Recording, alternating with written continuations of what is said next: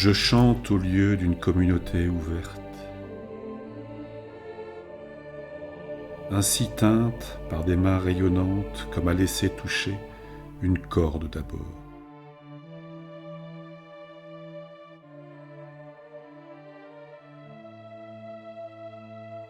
Mais dans sa joie plus gravement bientôt le maître penche la tête sur la harpe et les notes pour lui se préparent, prennent des ailes autant qu'elles sont et cela sonne ensemble au toucher de l'éveilleur, en plein comme de l'océan jaillit et monte infiniment le nuage de consonance.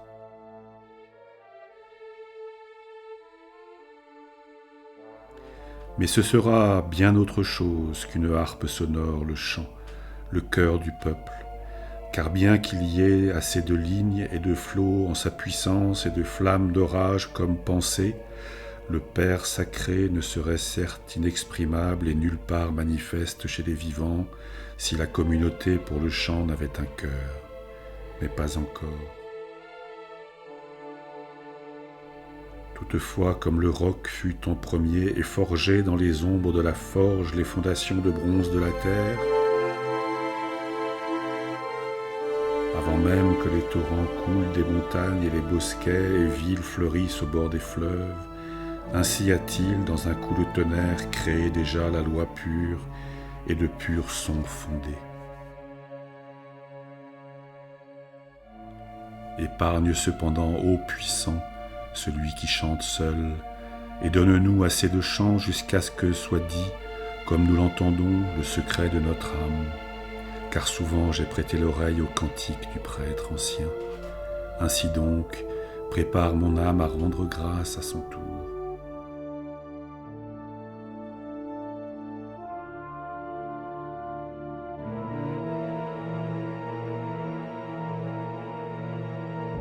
Mais dans les arsenaux, les hommes, la main nouée en temps oisif, passent et contemplent les armures gravement, et quelqu'un raconte.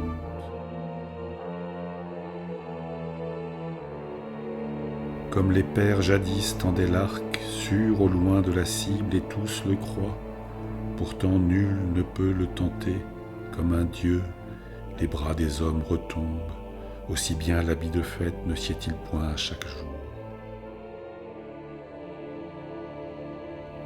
Les colonnes des temples sont debout à l'abandon dans les jours de la détresse.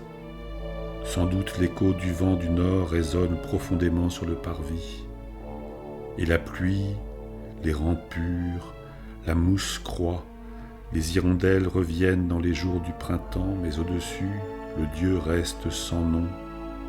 Et la coupe de gratitude, les vases du sacrifice et tous les instruments du culte, la terre discrète les refuse à l'ennemi.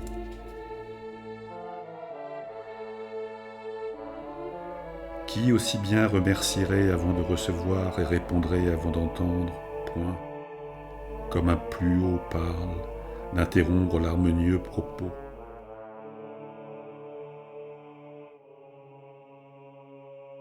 Il a beaucoup à dire et d'autres droits, et il en est un qui ne prend pas fin dans les heures.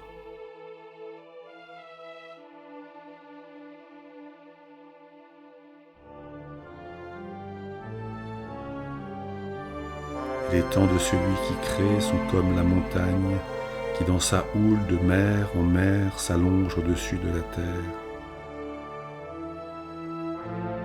Beaucoup de voyageurs en parlent, et le gibier erre dans les gouffres, et les hardes sur les hauteurs.